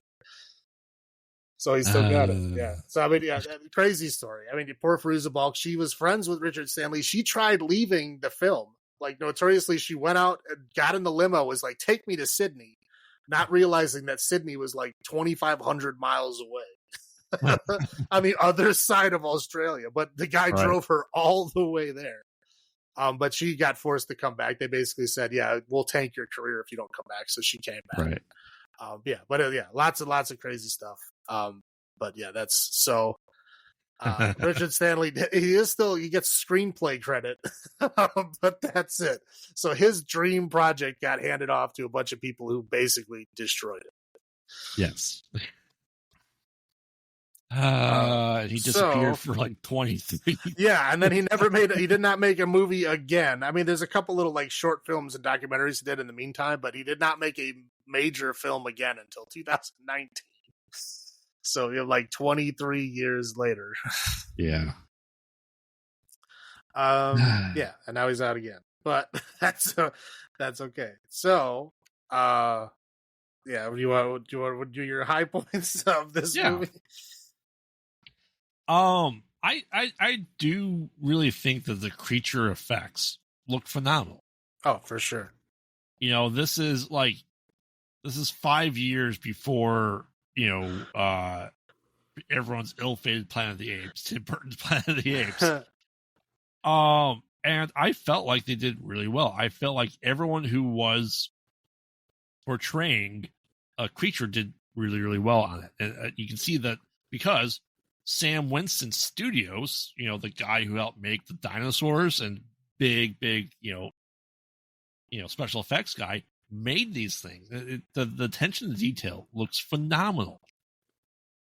You know, and like that is like, I think that's like one of the biggest things that you can see on the opening credits is Sam Winston Studios, and like, holy crap, they did it. They went whole hog on it. Well, yeah, but that's if you look at the concept art, I mean, they very closely follow the concept art. That concept art was stuff that Richard Stanley and his like art partners were working on for years up until that point. So, yeah, that is still his influence is that stuff, right? And despite the craziness, I think Val Kilmer I feel like Val Kilmer had a shitload of fun pretending to be Marlon Brando. Like I feel like he was relishing it. For sure. Like he was like, yeah. I have a feeling that they didn't want him to do that, but he wouldn't stop doing it. Right. So they just let him do it. Yeah. I feel like it was that kind of film where they're like, whatever, just do it. Just get it done. Yeah, I think he did great. And I think really it held the spirit of the book. You know, was it as crazy as some of the, the ox, bulldog, and whatever hybrids? No, because that's really hard to do. But like I said, I think it got the essence of the book, and I think it followed the book with, essentially, the 4 pillars of the law. It's not ape law, but it's the, do not go on all fours, for we are man. Do not eat, do not kill without reason, because we are men. Essentially all the stuff that is, not being animals. Yeah. So, the book focus. I mean, the overthrowing in the book happens like halfway through. Yes. And then like the other half is them like trying to build their own society and then essentially failing. But but yeah, I think that is a little bit more emphasized in the book. But yeah, I agree. It does follow closer than the other versions of this for sure. Oh yeah, it was the Island of Lost Souls was like the really early one with Bela Lugosi. Yep. There was I looked up. There was like some dramatic silent version of this. So for all the versions that we have of Island of Dr. Moreau, this is probably the best one. Well, yeah, that's not saying much, but I know. But yeah, I know. Like I said, it's we did get a fantastic character from South Park from this movie. If you're a South Park fan, I am a South Park fan. And like I said, I think, I think David, whatever his last name is, the UN guy, did a great job. I think he played the part perfectly. So despite all of its shortcomings, it's still better than a Yui Bowl movie. So, well, that doesn't take much. Well, I know. So those are my highlights. What about you? The animal costumes are for sure. I mean, the animal costumes and like even like the animal behavior and movements, I think were great. I mean, I think they did a fantastic job of that. I mean, the cast itself is great. I mean, that's, there's a lot of people, a lot of big names that are, did a good job in the movie. It just, unfortunately, I think they didn't really have a lot of opportunities to shine because obviously, Kilmer and Brando were stealing it all and like not well. I mean, don't get me wrong, Brando does a great job when he's acting. You know what I mean? Yeah. But you look at all the ridiculous shit he did to like mess with people on set, like that little mini dude, like having his own little mini outfits and like all that kind of shit. That was all Brando. Yeah. He was in the movie. Like he was supposed to just be one of the little monster guys running around, but that guy wasn't an actor. Like he didn't know how to act or anything. And they're like, he doesn't know how to act. And Brando's like, I'll teach him. And they're like, he doesn't even speak English. And he's like, that's okay. We'll just dub it over. Right. But because he's Brando, they can't tell him no. You know what I mean? He's like the big name. Like they can't tell him no. So just like, okay, I guess we're crazy. Like, what do you do? But yeah, like, I think Brando notoriously refused to read the script. Right. He had a little earpiece in and he had his assistant sitting in the trailer reading the script to him. The guy Fairuza Balk talks about how, because Fairuza Balk's supposed to be like his daughter, it's supposed to be like one of his closest children, and she was like, "Yeah, can we like get together and like work out, our relationship and like get to know each other, kind of thing?" And he's like, "No." And she's like, "Why not?" He's like, "Nobody cares." He's like, "This movie is terrible. We're just here to get paid. we don't have to try that hard. Like, he's like, just do enough to get paid and get him to say cut and you're done. We don't have to worry about it ahead of time. Yeah, just crazy stuff. But but the cast is fun. I mean, the animal costumes, I think all that stuff was done well. Yeah, I think that's all I got. What are your low points? I mean, there's the mini Brando was awful. You can see the shenanigans that Brando put on the set, and it's stuff that makes no sense. Like, it is notoriously made fun of for it. Oh yeah, like viciously mocked. 27 years. Well, yeah, like him showing up on set with white paint and and the white outfit and all that kind of shit, like, and the peacock feathers behind him. That was all him. Yeah. That was all him insisting that he needed it. Yeah. Yeah. And Kilmer seemed pretty goofy too. Like, he like walks up with the circuit board on his head, but still he's able to like walk around. So like he has like, bobby pin to his skull, essentially. And like I said, why I know he had fun playing, Dr. Moreau and make fun of it. It was bad. His portrayal of it. It went on for too long, because I think he just kept doing it. Yeah. And it's always, and they did this cliche where you lock someone in your room and then you leave the key in the door. You don't do that. That's not how the doors have to stay locked. That's how old-timey locks work. That's just how you do it. I mean, the gore could have been higher, I guess. And it's really just all the behind the scenes stuff that did it to me. How about you? Yeah, I mean, the CGI that they used in this movie was pretty horrendous. Right. Like the scene with the rat people, which on the boat, yeah, that was horrible. The scene with the monkey that was like jumping through the trees or whatever was very, very stupid looking. But yeah, it's all the stuff that happened behind the scenes for Richard Stanley getting cut out of his own movie. Right. Sad times. I don't think it's as bad as it ever makes it out to be. No, again, it's not a bad movie. It's just a very forgettable movie. And I think the thing that I don't like is what it could have been. Right. Right. That's the thing that upsets me the most. Of what it could have been. Yeah. All right, I'll go first for the number of misquoted Bible passages. Have I seen this more than Dust Devil? Yes. Do I like it more than Dust Devil? I actually do. I mean, Grant, I love cheese, but I don't think there was as much cheese as everyone gives it shit for. I will give it 6.5 misquoted Bible passages out of 10. How about you? I'll go 5. You go 5 misquoted Bible passages out of 10. Yeah, this is kind of mediocre. Not bad, not good. I think this movie gets a kind of bad rap, just how like Waterworld gets a bad rap. Like, what everybody talks about how Waterworld's a terrible movie. It's not. It's actually, I like that movie quite a bit. It's just, it's the behind the scenes shit. Like, the movie fucking fell apart. Like, everybody, it's such a bomb. It really wasn't a bomb. It made its money back. That's all it made.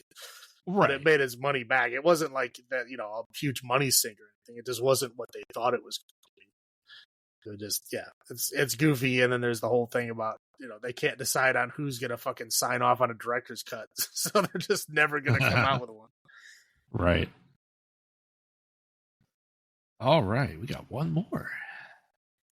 That's The Color Out of Space. Richard Stanley's return to movie making in 2019. Yes. I'll do a briefer recap because we did discuss Color Out of Space when we talked about H.P. Lovecraft. Yeah. Well, long time ago. I think that was like number 2. Yeah, I was gonna say that's 2. like it's over a year ago. Oh yeah. But it is based by a story, Colorado Space by H.P. Lovecraft. And the stars Nicolas Cage, Tommy Chong, one of Wanda's kids. I don't remember if it was Billy or Tommy at this point in time. That's pretty much it. So essentially, we get introduced to a hydrologist who's looking at the water table in some county. I don't remember where it was. East Coast somewhere. Well, yeah, it's in New England, right by Arkham, which is a fictional town, and right by Miskatonic University, which is a fictional university. Yes, Arkham appears in a lot of H.P. Lovecraft works, whereas Arkham Asylum got its name from Batman and all that stuff because of H.P. Lovecraft. Correct. So essentially, we're introduced to that. We're introduced to the youngest daughter who's performing a ritual because her mom had cancer and kind of protect the family farm. Like I said, hydrologist there just kind of looking over things. And as we talked about, like, the movie The Curse with Will Wheaton, they are focused heavily on the water in that. More so in The Curse than this one, even though they allude to it a hell of a lot. The Curse was more about the big vegetables, wasn't it? Well, it was the dad forcing people to drink the water too. Oh, right. Yeah, you're right. While this is in play here, everyone gets, the water some of the way. It's not that Nicolas Cage is forcing it down, his being a 70-year-old man forcing down his 5-year-old kid's face. So essentially we find out, long story short, that the mother is like a portfolio manager, and she had breast cancer, and she had stuff removed, and they moved to a Nicolas Cage dad's farm where he grew up, where they're trying to be very holistic to get rid of all the impurities that would have caused the cancer. And it's been 6 months since the surgery and everything that's going on there. They have the caretaker played by Tommy Chong, who is an ex-surveillance equipment technician. They said he was an electrician. Yeah. And he's their squatter. I don't think he's their caretaker. Oh, yeah. And they're like, oh, we have llamas. Llamas are the future animal because we alpacas. Sorry. We can milk them, but it takes a lot of milking to get alpaca milk. I've never heard of anyone drinking alpaca milk. No, and then also they're going to plan to eat them, even though Dar points out, you use them to make clothing. You're not generally there to eat them. Yeah, I don't know. I don't know about eating an alpaca. No. So anyway, you see there's, some, family dynamic issues with the mom being, upset with everything, trying to live off of satellite internet, which would be a pain in the dick for you and I. Satellite internet on a phone call? No way. Yeah. Like I said, daughter is either 12 or 20. It's hard to determine. She is 20 something in this movie, but she seems like she could be 12. The oldest son is a stoner because he hangs out with Tommy Chong, as you would be. And then the youngest son is, I think they said he's on the spectrum or has special needs, but it's not really played up a lot, I feel. Would you agree with that? Sure. Yeah, so anyway, we're just gonna call it purple. It's a purple meteorite falls from the sky and lands, and they go out there, and like, oh man, and then like the town sheriff comes up. They call the sheriff, like, why'd you call us out here? Just meteorite. Well, look what did in my front yard.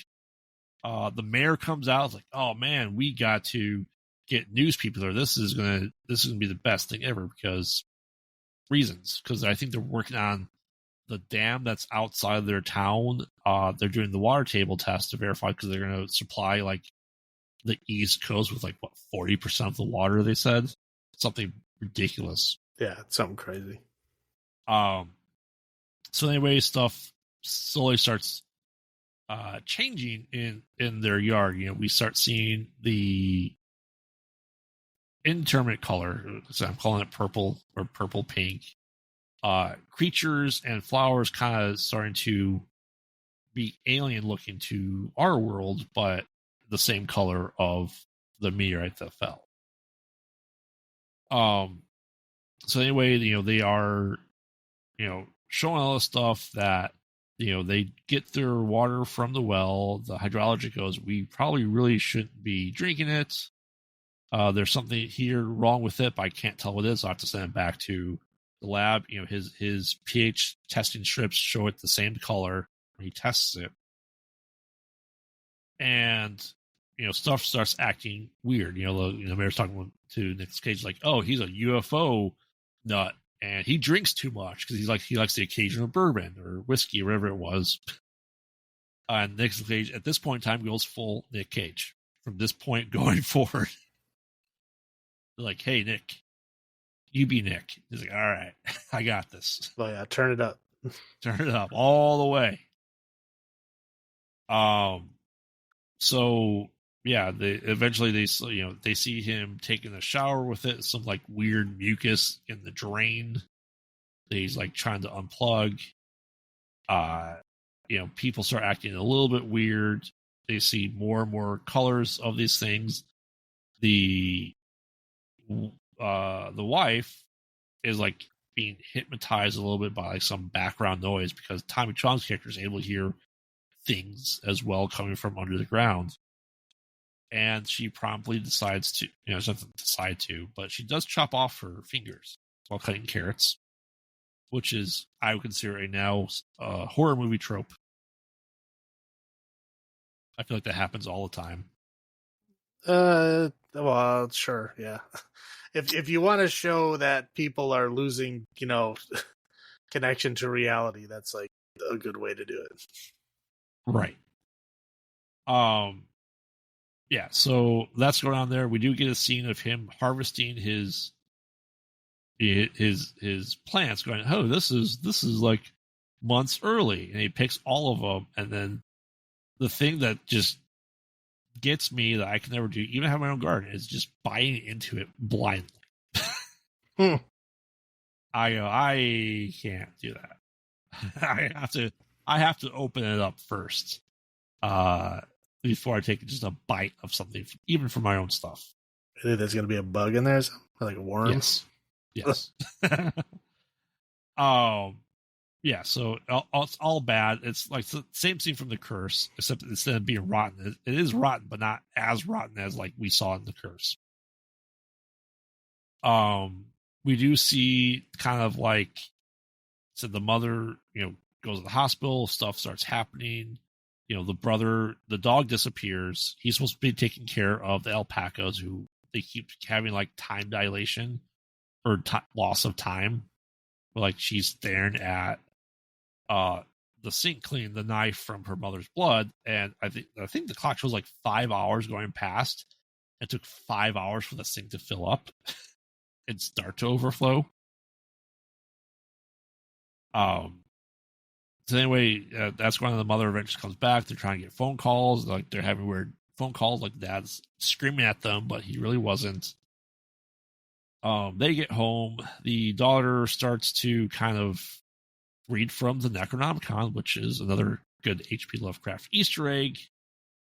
She kind of cuts into herself some symbols and some writings onto her fingers. They go outside. They're looking at the brilliant color of the sky, also in lightning. No. They go look at the alpacas in the farm, and they're all kind of like fused together. Like the thing came in and like it was taking over them from John Carpenter. But you don't see all that right now. You just kind of see some eyeballs and teeth. Lightning strikes, and the youngest son and the mother fuse together horrifically. We get lots of astounding body horror in this movie. So anyway, they bring her upstairs. She's clearly in pain. She's trying to talk. She's not okay. They bring her attic. Nick Cage starts kind of drinking heavily, showing that he's using the ice cubes for his whiskey. So he is taking more of it in. And from the shower, his skin is kind of like scabbing over. Like scaling up. Yeah, scaling up. I don't know like what's going leprosy on. or something. It does not look good. No. So they're all kind of going a little bit crazy. The hydrologist comes back. He sees Tommy Chong, who kind of just like melts into nothing as there's that color coming from his forehead. He eventually, he's there with the sheriff. The sheriff just like gets hung up by the tree and impaled. Right. He goes and is like, oh, the daughter's going to go try to ride a horse, but she gets stopped. The horse kind of goes crazy and the horse kind of runs away. They kind of go and she goes back to the house. Dad's like, oh, you're trying to leave. I'm going to lock you into this room with your mother. You got to feed your mother. I thought for sure when I first saw this that, she was going to fuse into them. The oldest brother thinks he hears the dog down the well. He goes to investigate, climb down, and he gets engulfed by the light and is essentially disintegrated. Nick Cage goes out and starts shooting all the heads of the fused thing alpaca hybrid. They go. Another cop is there. They go to the house. And like, oh, trying to rescue the daughter from upstairs. And eventually, the other cop's like, I'm gonna shoot it, and then Nick Cage comes and shoots his wife/son hybrid. And they come down, and the cop looks like he thinks that Nick Cage is going to shoot his daughter. Shoots Nick Cage in the back with his shotgun. And seemingly at this point in time dies. So the hydrologist is there. He's trying to get the daughter out. And she kind of then starts getting the same color in her forehead and face, the same way that Tommy Chong's does.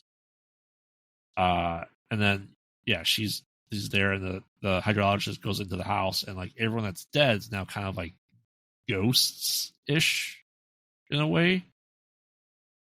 And he's being attacked by Nick Cage, and somehow he finds his way into the cellar, and just a huge explosion happens. He comes out, he's just covered in ash, and he finds that he's just like that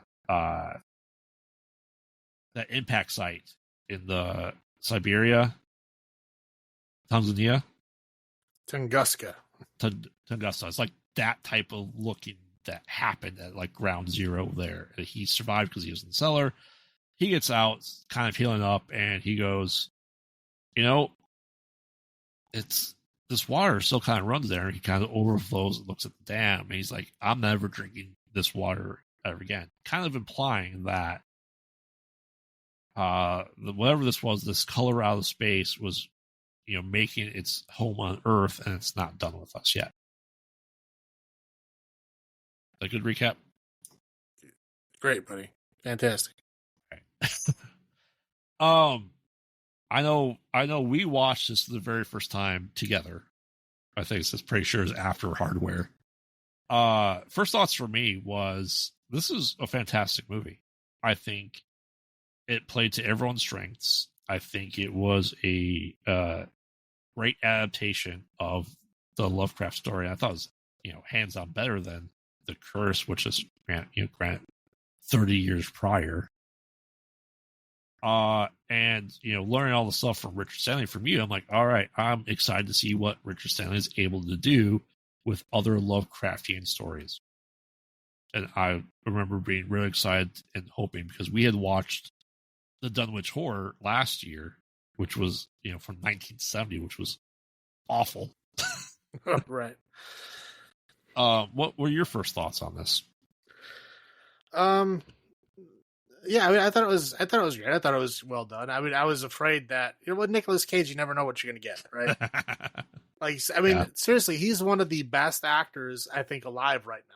when he wants to be. And then one of the worst. And then also, like, when he does his crazy, insane shit, it's like so goofy that it's like it takes me totally out of the movie. Like, I don't know, it hurts it for me. But again, he's I don't know, he's got that range so where like he can be great, he can be cheesy great too. I mean, it's weird. He's a very again, you never know what you're gonna get with him. It's like roll the dice. Yeah. But I think he did well. I think he balanced it. I mean, he did like a normal, like decent, you know, a slightly cheesy acting job all the way through this. And he had his crazy moments, but I don't think it was overbearing, right? I think it was, you know, I think it was done well. It had a lot of, you know, kind of darker kind of scenes to offset it. So yeah, no, that's good. But yeah, again, Nicolas Cage movies, at least in the last decade, it's like you roll the dice. You never know what you're gonna get. Yeah. I want you on your highlights first. Highlights. Let's see. I think I liked the way that the level of escalation that they did with it, right? Where it starts off as relatively normal, and the way that it kind of slowly built up over time. I think that I like the way that they did that. Tommy Chong, right? Mm-hmm. As soon as I saw him, as soon as I heard he was going to be attached to this, I was like, oh God. Like, again, like, you know, Cheech and Chong shit, man, it annoyed the shit out of me back in the days when, you know, druggy friends wanted to watch the shit all the time. And it's just so annoying. And usually whenever they're in a movie, it's like, you know, some generic weed humor bullshit that drives me nuts. Yeah. But no, he actually was fun. I mean, yeah, he played his, you know, kind of goofy hippie character, but it wasn't over the top and it wasn't too much. And I thought that was good. There is a hardware callback in the movie. Did you catch that? No. In the kid's room, he has a sign on his wall that says "No flesh shall be spared." I caught the HP Lovecraft one. I just said I was like, oh yeah. I didn't catch that the first time. I just caught it this time. But I thought that was cool. Sam the dog was great, of course. Yes, he's a good boy.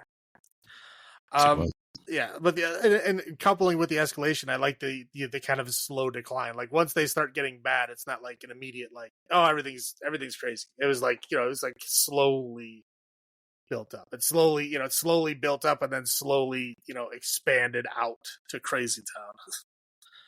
Right. But it did well. I mean, the creature effects, I mean, especially like, you know, with the child like merging into her body, I thought was done really well. Oh, like I said, it reminded me of John Carpenter's The Thing. Yeah, for sure. But yeah, no, they did a good job. I also liked how they did. They more did it towards the end, but they did it sometimes. With like they had this weird effect, like when the color was shining. So like this weird like trails, kind of like artifacting thing. Yeah, I don't know. It was an interesting effect. I liked it a lot. But yeah, that's it for my high points. Yeah. Like I said, I agree with everything you said. I think that Tommy Chong did great, and I think Nick Cage, when turned up, was absurdly good. Everything, the special effects, because you know the story, and from you know what we do is the color is supposed to be something that you've never seen on Earth before, right? So how do you really do that? Well, and that's, you know, we see it as pink purple, right? Right. But like even Nicolas Cage in the movie says it's not like any color I've ever seen before. Right. So I think, yeah, I think we're supposed to not know it, but how do you have a movie about a color that you can't show? Obviously, you can't do that. So they just picked a color and ran with it. Yes. It was it. And like I said, the idea of the story that is an alien life form that is essentially terraforming the Earth to fit its own needs, I think was great. Yeah, the special effects. You know, we've seen 8 years before this what a terrible CG The Thing would look like. And that was a 2011 prequel to The Thing, and this looked hands down better.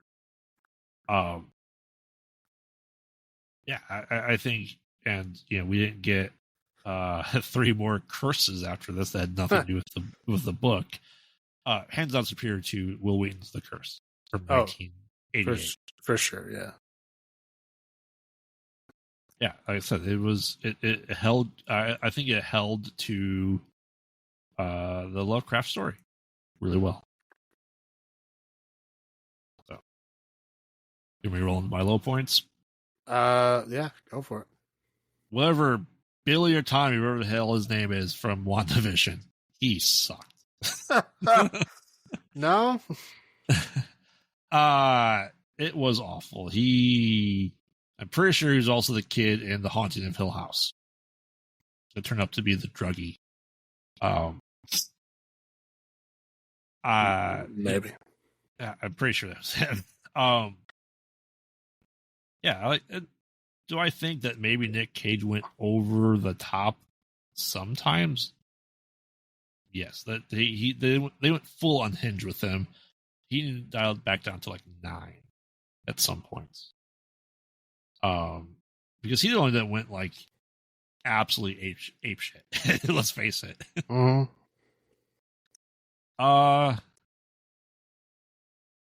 Yeah, that's pretty much it for my low points.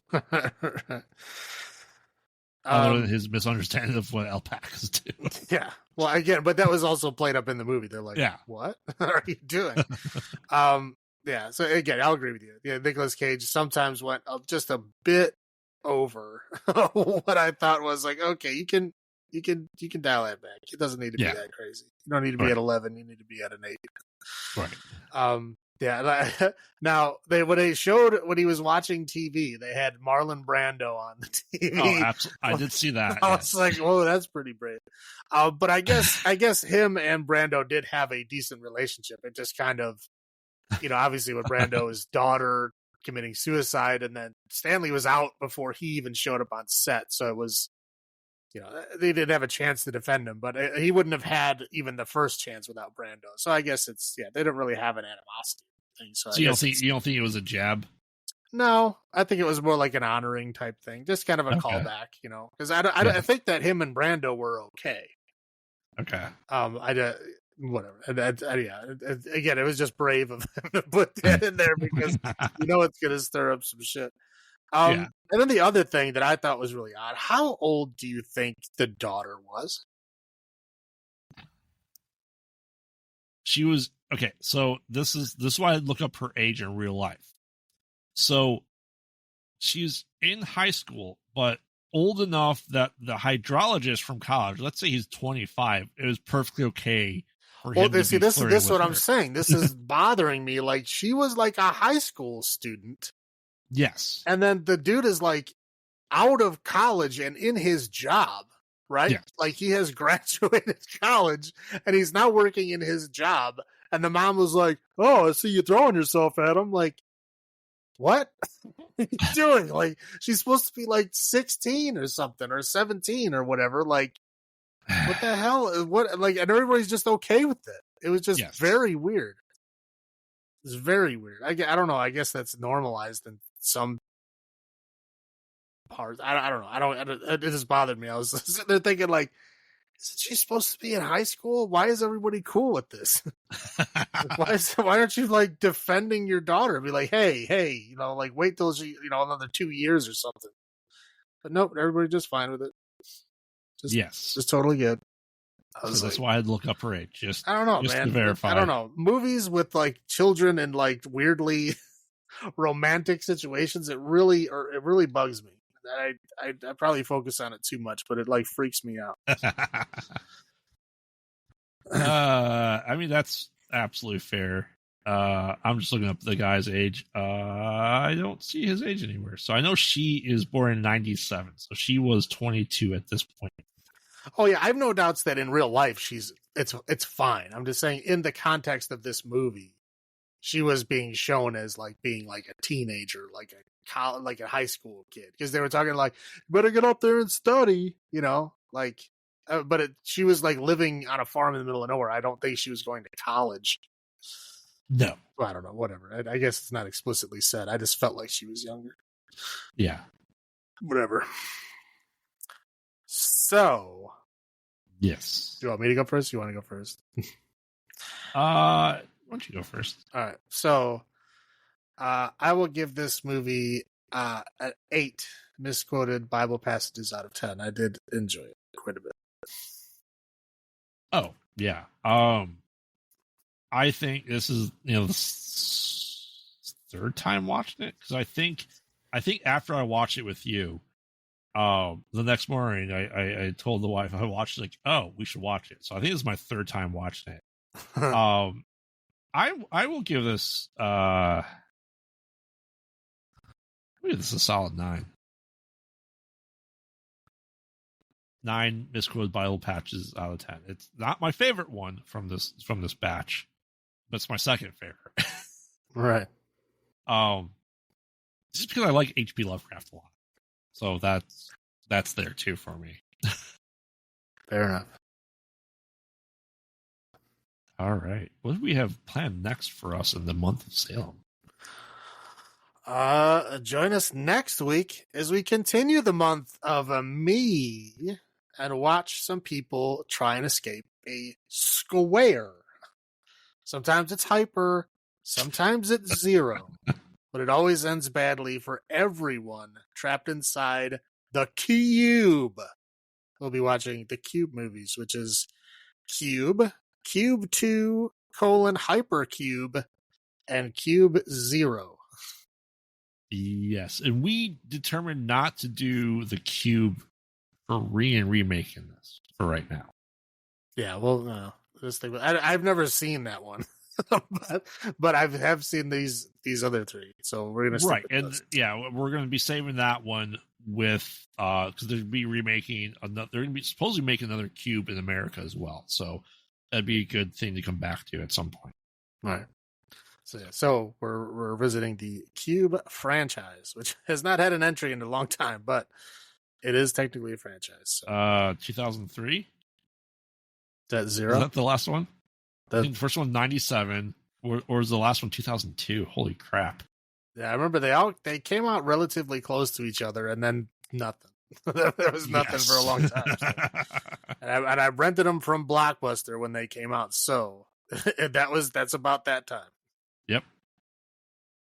All right. Anyway, so remember, we watch bad movies, so you don't have to. And this has been Graveyard saying, "Have you checked on the children?" And this is Salem saying, "Long live the new flesh." Good night. Good night.